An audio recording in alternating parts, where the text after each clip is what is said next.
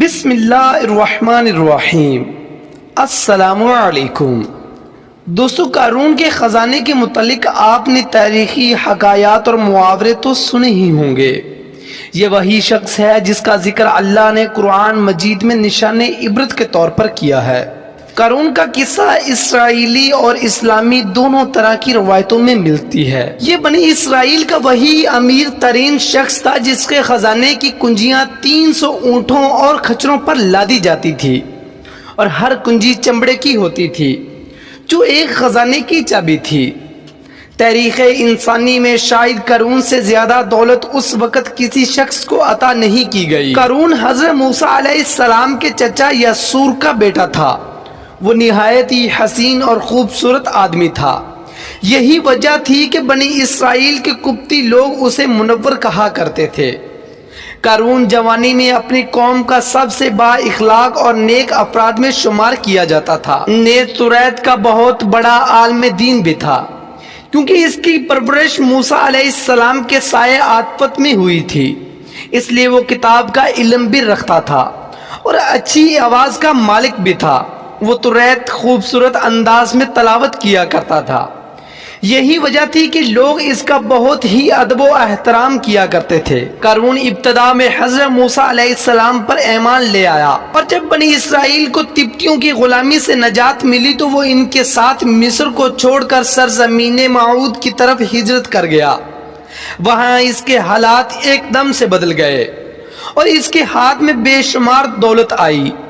دیکھتے ہی دیکھتے وہ اپنی قوم کا امیر ترین شخص بن گیا، جس کا ذکر اللہ نے قرآن مجید میں کچھ یوں کیا ہے: بے شک قارون موسیٰ کی قوم میں سے تھا، پھر اس نے قوم پر زیادتی کی، اور ہم نے اس کو اتنے خزانے دیے جن کی کنجیاں اٹھانا ایک طاقتور جماعت پر باری تھی۔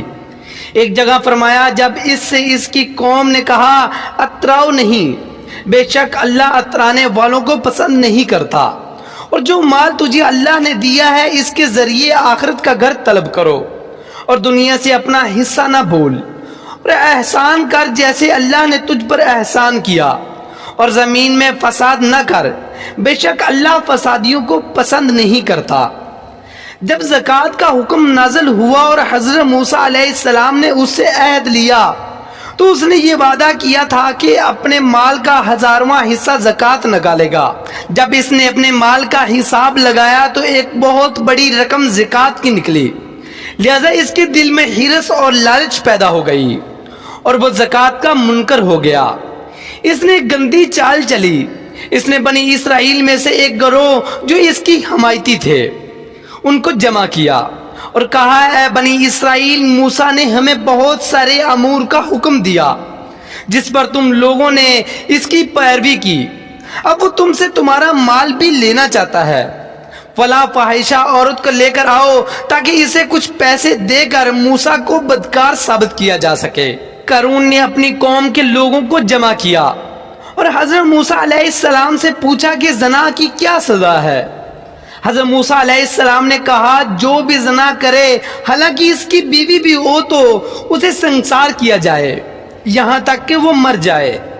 قارون نے حضرت موسیٰ علیہ السلام سے کہا، حتیٰ کہ اگر یہ کام آپ نے بھی سر انجام دیا ہو تو بھی؟ موسیٰ علیہ السلام نے کہا، ہاں، حتیٰ کہ اگر اس کام کو میں بھی انجام دوں تو یہی حکم ہے۔ قارون نے کہا، بنی اسرائیل یہ گمان کرتے ہیں کہ آپ نے فلاں فاحشہ عورت سے زنا کیا ہے۔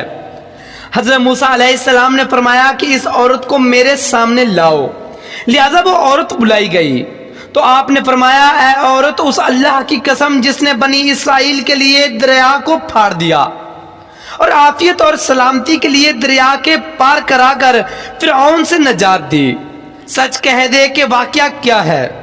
حضرت موسیٰ علیہ السلام کے جلال سے عورت سہم کر کانپنے لگی اور اس نے مجمع عام میں صاف صاف کہہ دیا کہ اے اللہ کے نبی، مجھ کو قارون نے کثیر دولت دے کر آپ پر بہتان لگانے کے لیے آمادہ کیا ہے۔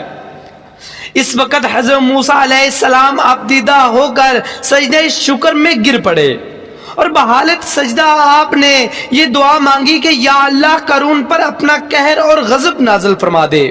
لہٰذا وہ تمام لوگ جو قارون کے ساتھ تھے وہ اس سے جدا ہو گئے۔ موسیٰ علیہ السلام نے اللہ کے اذن سے زمین کو حکم دیا تو زمین پھٹ پڑی اور قارون اور اس کے پیروکار اس زمین میں دنسنے لگے، اور دیکھتے ہی دیکھتے قارون اور اس کا مکان اور خزانہ سب اس زمین میں دنس گیا۔ جب یہ زمین میں نابود ہو گئے تو زمین کا شگاف دوبارہ بند ہو گیا۔ قارون کی اس دولت کے متعلق بہت سارے تاریخی حکایات نقل کی گئی ہیں، اور تا قیامت قارون اور اس کا خزانہ تمام انسانیت کے لیے نشان عبرت بنی رہے گی۔ تو دوستو یہ تھی آج کی ہماری ویڈیو، تو میں امید کرتا ہوں کہ آپ کو ہماری یہ ویڈیو پسند آئی ہوگی۔ تو دوستو ملتے ہیں ایک نئے ٹاپک کے ساتھ، تب تک کے لیے دعاؤں میں یاد رکھیے گا۔ اللہ حافظ۔